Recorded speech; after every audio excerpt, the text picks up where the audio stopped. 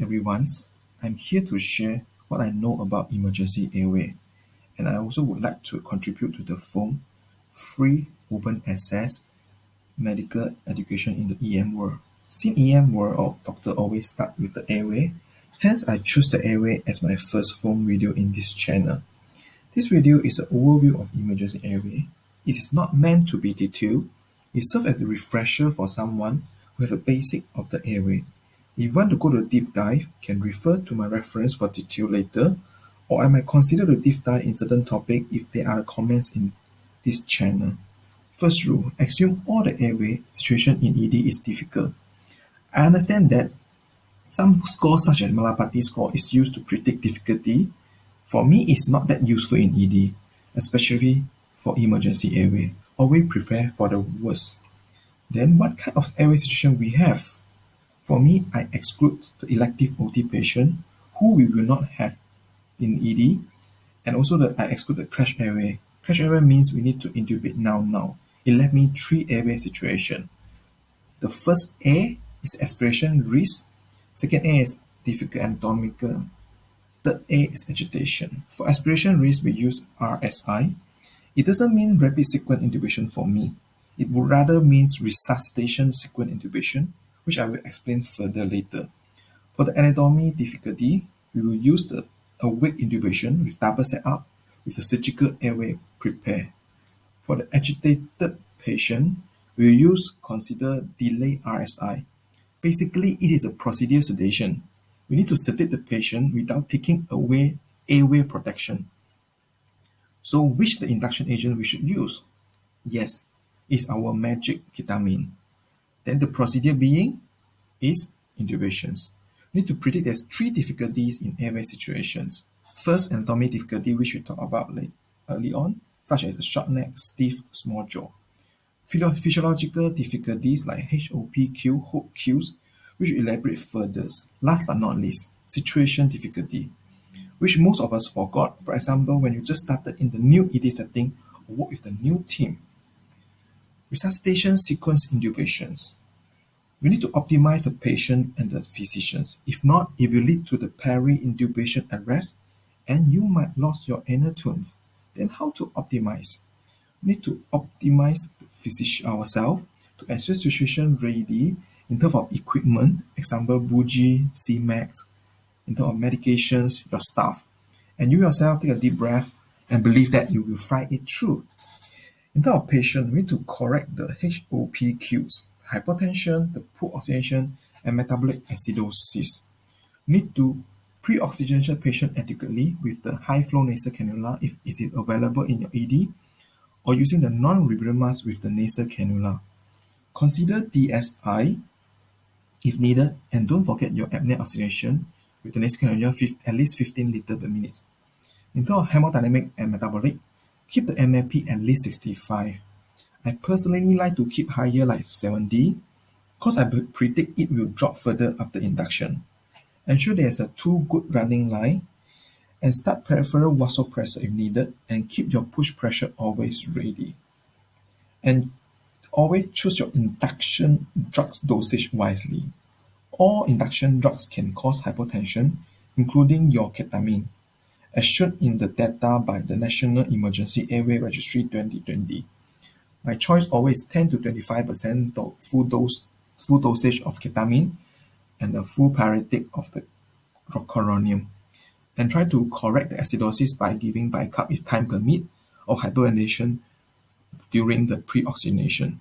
Bear in mind, HOPQ is a vicious cycle. You need to break each of them, and IV vasopressor, for example, IV noradrenaline is less effective with patients with metabolic acidosis. My wise guru once said before, keep the patient alive first and let them complain later. Most of the time, they are hypoperfused, they are not aware of the pains. So, how about this other position to optimize your view? It is called REM or BUHE, bed up head elevation, or also known as the flex tensions positions.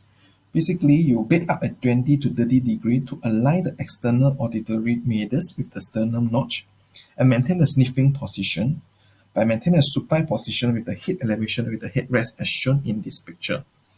There is one of the non-inferior randomized study in single center suggests benefits, but my own personal stand is do it to improve pharyngeal view in certain kind of patients, such as in obese patients. Other than this, you must master the surgical airway. Two things to remember: how to do it, what style of ETT tube, how to do it. For me personally, all the procedure by cutting, I remember by ICE. First, identify. Identify by laryngeal sheet, feel for the cricoid thyroid membrane. Cut, make a cut, be it vertical or horizontal, but I prefer vertical cut to avoid vasculature. Enter by the finger, then BUHE, then tube, or you can also look at 9-finger BUHE technique or 9-finger tube technique. The technique doesn't matter. You need to practice one of them and to be familiarized with either one and master the technique. So, what's the algorithm for airway? I would like to use the simple algorithms called vortex approach. Vortex is basically a funnel approach to the airway. You can see there is a green zone. Green zone basically is the safe zone. Blue zone is the danger zone. You need to try to 3 attempt in each lifeline. When it's filled, you try to move on to the second lifeline and so on. For example, backwash mask doesn't work, they will go to the intubations and go into LMA. If it doesn't work again, you should go down to the funnel to do the surgical airway. And these 3 attempts, at least 1 attempt should be done by the experienced operator. And never perceive, never insist doing the same thing again and again. Always try to manipulate, reposition the head, giving some adjunct like OPA or oral pharyngeal airway, increase the sign or down the sign, and increase do the suction if there is a secretion, increase the oxygen flow, and deepen sedation or even giving more paretic for the patients. So, vortex is simple. Don't preserve. Try to make some changes, be it manipulations, be it change the size, and so on as I showed in the previous slide. And always remember, surgical airway is not a failure. So you should move on. Each lifeline field, move on to the next lifeline by 3 attempts. For me, not to strictly follow vortex. If you think the mouth is too small for putting the LMA, then skip the LMA. Not to follow, must finish LMA first, finish the 3 lifeline before go to surgical airway. So with that summary, all emergency airway is difficult. We always need to prepare for the worst. There's only got 3 airway situations. Aspiration, use RSI. Anatomical difficulty, use a weak intubation with double setup. Agitated patient, use delayed RSI. Need to remember there's 3 difficulty we'll face in airway: anatomical, physiological, Hope's cues, and situation difficulty. Always prepare patient well to optimize the patient condition to prevent the Hope's cues, and prepare yourself as well. Keep things simple and sweet, and remember to use vortex approach. So thank you to everyone. You can leave your comment in this channel, and all reference will be shown in this channel as well. And credit thanks to my family, all my gurus, and the presentation template by the slide carnival and images from the basics and other free access resource. Thank you very much.